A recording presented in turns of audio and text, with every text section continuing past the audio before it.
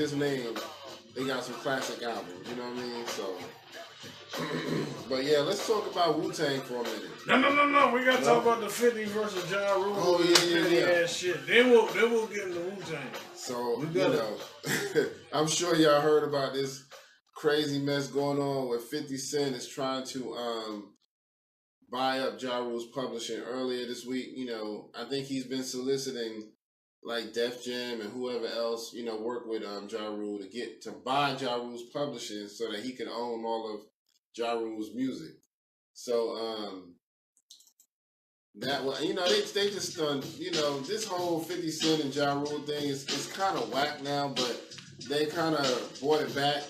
And I'm gonna be honest, I think this all stems from Eminem. I have to be honest. I think it stems from Eminem because in the Kill Shot song, he calls out Ja Rule and Benzino.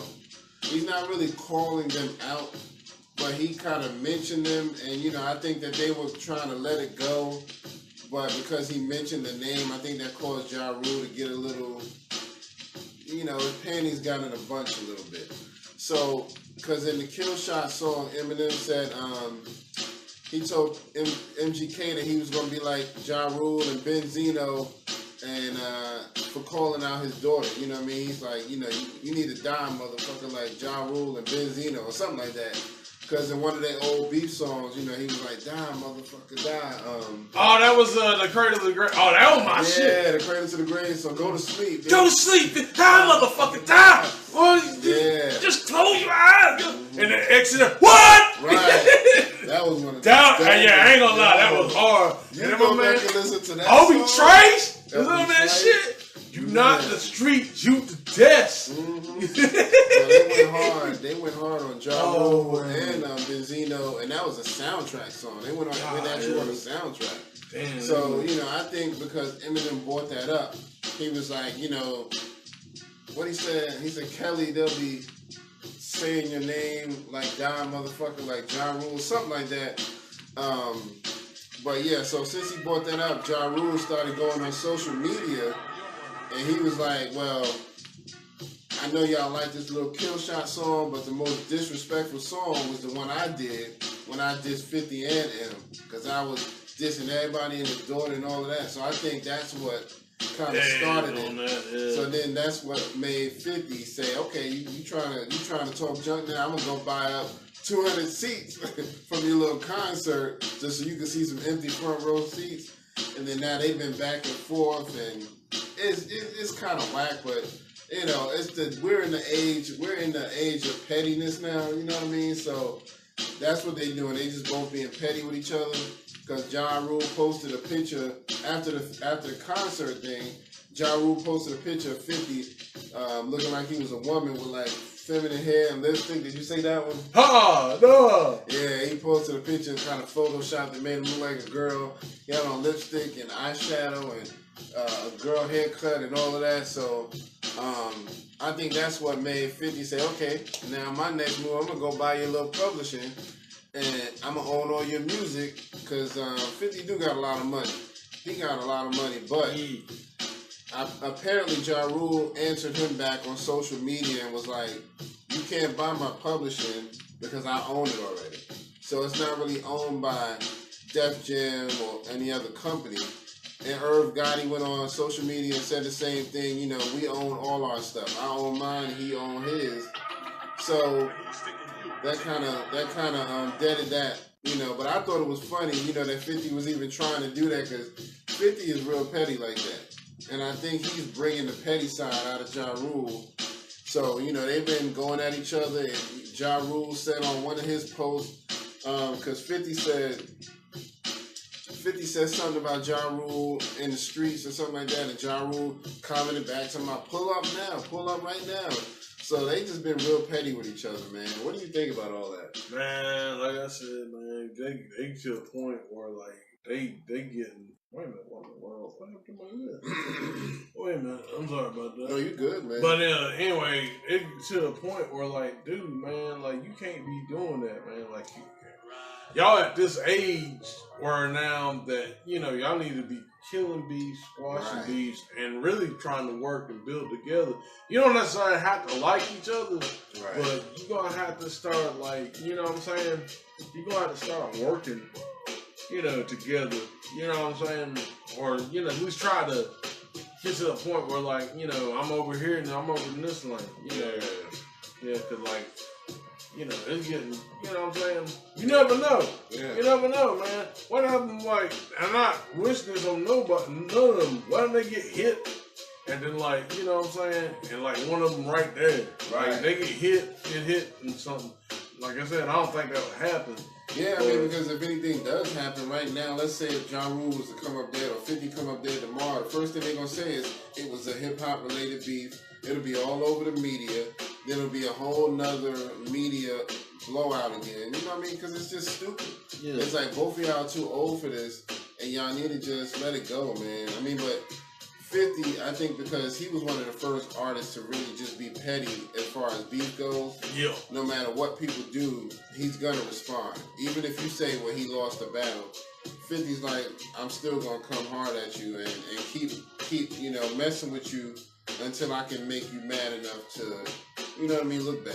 And that's what he basically did with Ja Rule, because, I mean, they was going at it for a while, but Ja Rule's career kind of went in the toilet because I think Ja Rule got in his feelings about everything, and 50 was just like, nah, I'm just being 50. Well, the thing of it was, especially like back in the, you know, days, especially like How the Rob and all that other stuff that came out. Right. You know, he just came out, you know, all the other artists that like 50 kind of like sent shout outs to. Yeah. Like they was like, whatever, we're cool with it. Ja didn't like it. And then, you know. And I mean, a lot of rappers didn't like it. Wu-Tang went at him a little bit. Yeah, Jizza actually went at him. But I think because him and Ja actually got into a physical altercation, they actually came to blows and people actually got hurt. You know, 50, some of his people got shot. Ja Rule stabbed 50 in his head. If you don't know, you know what I mean? 50 actually got stabbed by Ja Rule. And so, you know, it was one of those types of deals, you know, where it really, I think that's why they really don't know how to leave it alone, because neither one of them feels like we're equal. You know what I mean? No matter what you do, I don't feel like we've done enough to really squash it. So I don't know, man. I think it's whack though. I would leave it alone if it were me. You know what I mean? Because I'm trying to get my money. You know what I mean? Yeah. You get mixed up in this, you stopping your money.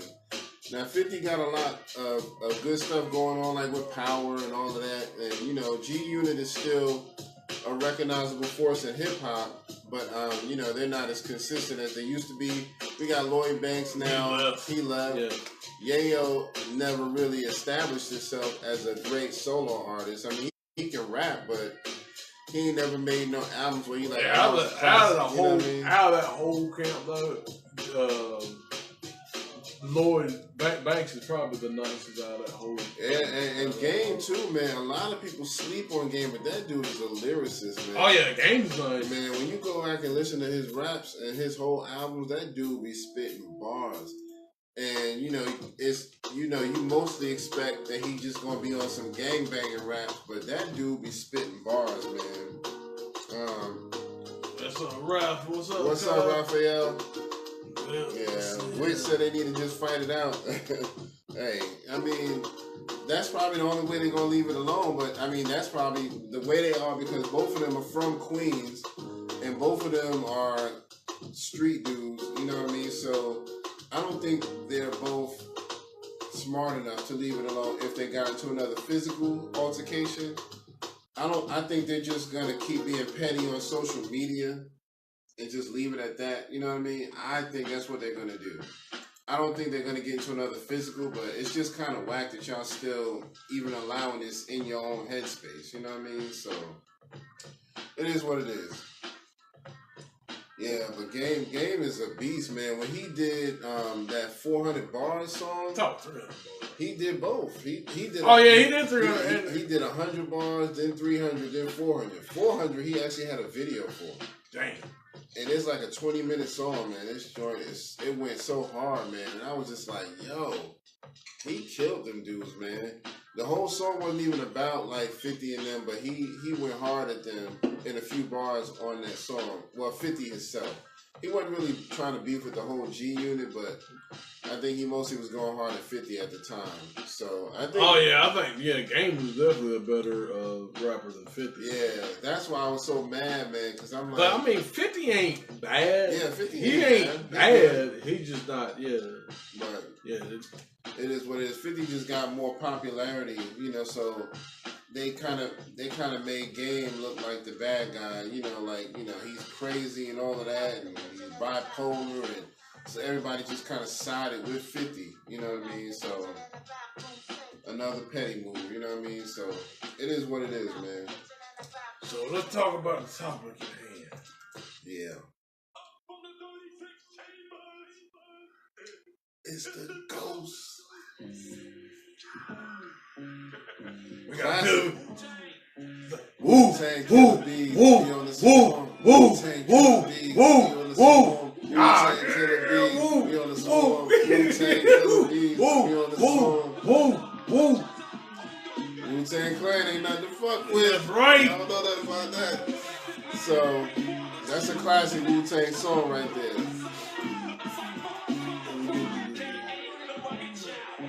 Oh, shit. But anyway, we just want to shout out the Wu-Tang 25th anniversary. Also, today on Rock the Bells Radio, they had an interview with Raekwon the Chef, his influence in hip hop. Okay. They probably have like a replay of that, so y'all should go and check that out. Yeah, that's gonna be dope right there, man. That's probably the reason why I was a little late coming. Yeah. But nah, it was great, man. Like what they were talking about, like escaping the hood and all this stuff, man, and how Staten Island got on. You know what I'm saying? So yeah, man. Y'all should check that interview out. I'm sorry, yo. This is my shit right here. Yeah, man. Woo! I'm telling you, that's a classic. They got nothing but classics, man. It's a shame that, we're missing ODB, but, we still got him up here and in our hearts. So, but yeah. Oh, go ahead. I was going to ask you, too, what are you thinking about the GMA performance they did for Good Morning America? Yeah, that's what I was about to say. So for Wu-Tang's 25th anniversary, they did a performance on Good Morning America, which I thought was dope, you know what I mean? And they did their very first song, Protect Your Neck. So, that was like their very first joint from like 91 or 92. And so, they did that, and when it came to Old Dirty Bastards part, his son was there. He sounded just like him. Just like him, and he looked just like him. He had his hair and a little twist just like Old Dirty. Man. Yo, this was dope, man. If y'all can look this up online on YouTube or something, just put in Wu-Tang on Good Morning America or just say GMA, Wu-Tang on GMA. So they did that, and that was dope, man. Old Dirty's son, he repped him hard. I have to give it to him. So. My thing on it too, though, the only thing I didn't like about it was like, damn, why they censored the whole damn, like they bleeped out words. There were certain words that there were certain things they bleeped out that they didn't really bleep out that I would have been you know what I'm saying? Like they were, like reels apart, like 100 men commit mad sin, turn the other cheek, I break your chin. Yeah. And it's like, you know what I'm saying? It's like, how come y'all didn't bleep that one? Because that one's really like a shot at Christianity, if you will. You know what I'm saying? But, they like, we don't care about that. But you can't be saying the black man's... I understand you can't go on Good Morning America and say, the black man's God. I understand that shit. I understand that completely. But you know what I'm saying? But it's like... They believed that almost everything. So yeah, it was like the whole joint. It's like, man, it's like, dude, well, it's kind of like what Dr. Boyd, Dr. Boyd or Dr. what's his name? Watkins. Yeah, Dr. Watkins. Boyce Watkins. He was talking because he was actually talking about it, and he was actually talking about how the censorship is really kind of kind of messed him up, and it's like, y'all trying to get on with these white people, all these these Midwest, people that are really racist against blacks, and haven't really seen black people, so they see that they're like, oh man, these guys are just wild. Right. Yeah, but it ain't no work. Shit, it ain't no work. Actually, that's kind of clean up compared to, you know, some of your rap acts today. Yeah, You know exactly. So, I mean, you know, Rick Ross, he got away with saying he raped the girl in the song. You know? Ain't even know. Ain't even know. Ain't even know. I remember when I first heard that, I was like, yo, are you serious right now? Ain't even know. But yeah, so, you know, it's one of those things. But yeah, so Wu-Tang been doing it big. You know, we talked about the Logic song that they did called Wu-Tang Forever. I had to pump that this morning just to get hype because they did an awesome job on that. Logic, you know, he had some bars for that song, and Wu did their thing. Everybody was there, I think, except ODB. So it was like everybody: Master Killer, Capadon, Meth, Ray, Ghost, RZA, Jizza, Inspector Deck, Master. I mean, come on, You God, they was all on that song. So they did an excellent job on that, man. If y'all ain't heard it yet, you need to check that out. Logic is spitting bars too. So Logic featuring Wu-Tang. It's called Wu-Tang Forever. Yeah, you know we had to play this. I mean, I'm gonna call them wearing the shirt, but right. still, we still gotta That's play a dope this. shirt, by the way. Yeah, this is the first shirt. Shout out to my main man Pat. That's the one I was trying to buy the Crickland Dodgers shirt from. Yeah. But shout out to main man Pat, man. Like, you know what I'm saying? They got like some cool shirts. And what you can do, like when you order them, like you gotta order them that week because they only run the print for so much. For so long. And then, like, you know, maybe, I guess they started where it's like Thursdays, they stop running that print. And then they do like 2 shirts a week. So, yeah, man. So, y'all go and check out, you know, my main man, Pat. Shout out my main man, Pat. Shout out to Pat. What up, what up? So but yeah, that's the classic right there, man. Cream. Cash, you know what, everything man? Like, around me. RZA gets slept on as a producer, like, cause like my man was nice. Cause that's one thing that Raycon was talking about, like on the interview, like like RZA and them, they were like nasty, like him, Jizza, and ODB, they were nasty, like putting the beats together and stuff. And then like, you know, they would still rap and they would still do their thing. You know, it was just a whole movement, you know. And man, it's just like, you know what I'm saying, it's just cool that they put that together. And man, you know, for the Wu-Tang, man, they really influenced hip hop, you know. And like I said, you know, earlier, they are really, you know, Migos say they the Beatles of hip hop. Nah, Wu-Tang was really the Beatles of hip hop. Right there. As far as like, cause they, at one time, Wu probably had about as much media control, just as much as the Beatles almost. Right. Like they was on different record labels. Yeah. They were on different media outlets, and they came back together and did albums, man. Like they was the first one to really do that. You know what I'm saying? A bunch of Staten Island, you know, cats. You know what I'm saying? Whit said, have y'all heard the Logic album called Under Pressure? I have not heard that yet, but I'm gonna have to check that out. That's like his first. That's like his second album. Cause I think the third album was like Everybody or something like that. The third was Everybody, and then the Wu-Tang thing. I don't know what the Wu-Tang Forever song. Yeah, the Wu-Tang Forever is for the I think it's called Sinatra for this album. Yeah, Everybody's like the first. Everybody's like the third album. So I'm thinking that's got to be the second album. Yeah, so either the second or the first. Yeah, I'm gonna definitely check that out. So,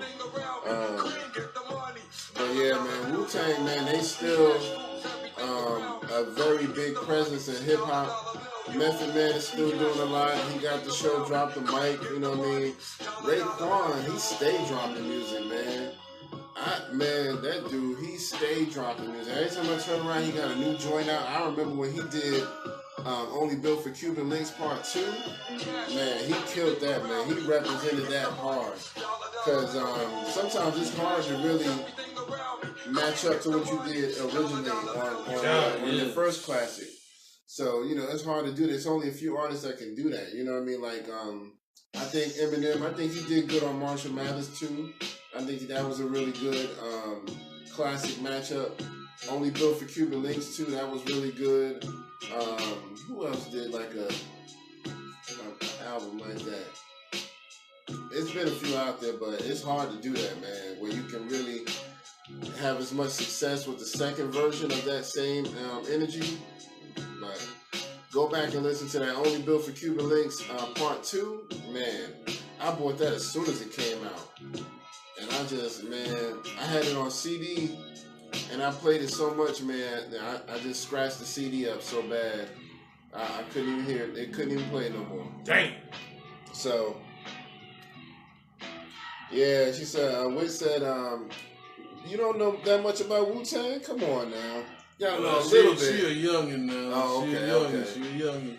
Well, Wu-Tang, they came out in like 91, 92.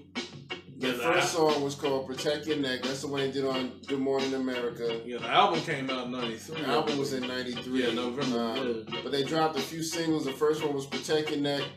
The second one was it Cream or was it Mystery of Chess Boxing? I think it might have been Mystery of Chess Boxing. So they adopted their style based on kung fu movies. So they kind of took on this kung fu persona, and they put a lot of samples of kung fu movies in their music. Right. You hear a lot of that in their music. So yeah, it's dope, man. You get a challenge. The Wu-Tang. Because there was a lot of classic kung fu movies where the actual name of the groups that were fighting were called Wu-Tang. And they lived in areas where they also called them another group Shaolin. There was like the Shaolin monks, and they were like these monks that went to a school called Shaolin School.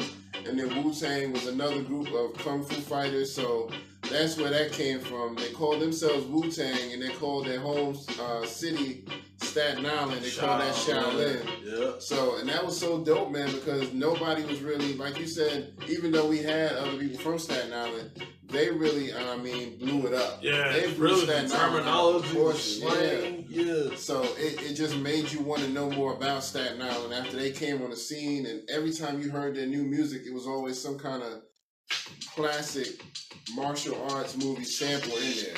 So that they made a huge contribution to hip hop. They made one big group album. The first album was called Into the 36 Chambers. That's another kung fu reference. Yeah, the 25th anniversary. That's So that's what we're celebrating right now, the 25th anniversary of that album. And 36 Chambers, there's a kung fu movie out there called The 36 Chambers of Shaolin. So that's dope.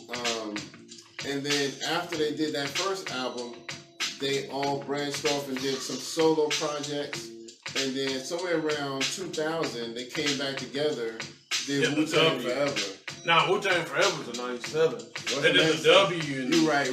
97 was Wu-Tang Forever, and then 2000 was the W.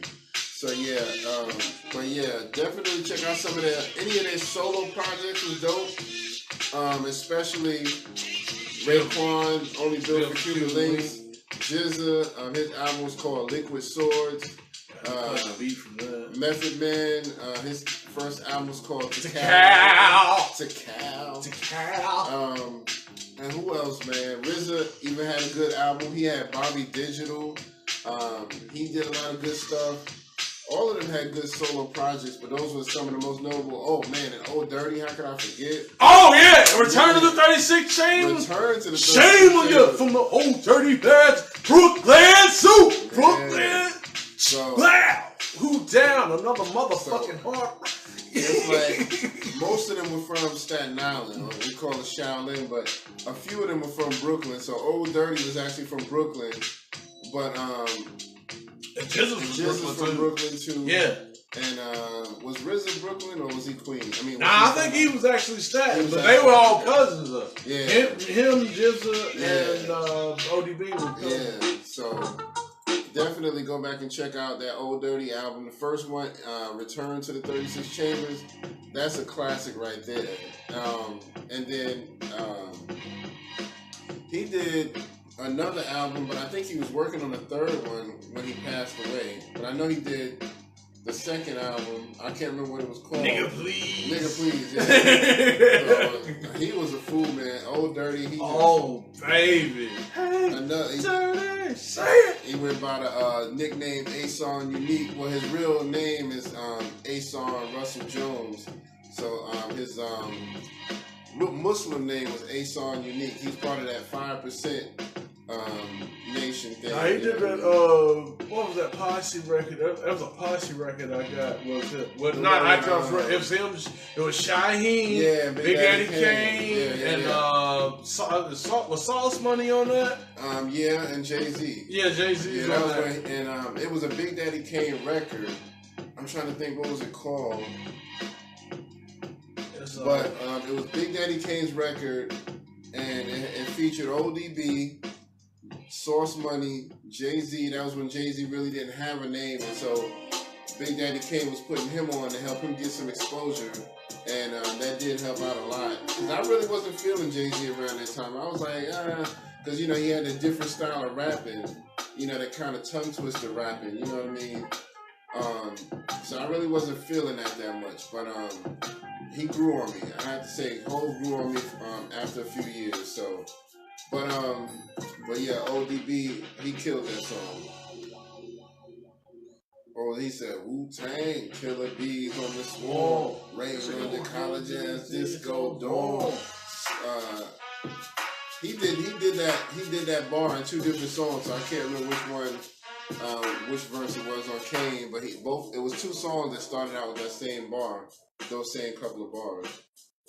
But yeah, man, ODB. So yeah, definitely check out you know, some early Wu-Tang. Wu-Tang Forever's a dope album. Into the 36 Chambers is a dope album. Real dope. Return to the 36 Chambers, ODB. Did any Wu-Tang albums ever get 5 mics from the source? I don't know. And by the time it was really, you know, getting to that point, I stopped reading the source. Yeah. Because I was starting to, you know, see, I didn't really care for the direction they were going in. That's when Benzino was running things, and it was kind of going to a whack place, man. It just wasn't as hip hop as it used to be. You know what I mean? And I think that's what really made. I don't even think they make it no more, do they? Do they still make it? I don't really buy magazines like that. So yeah. But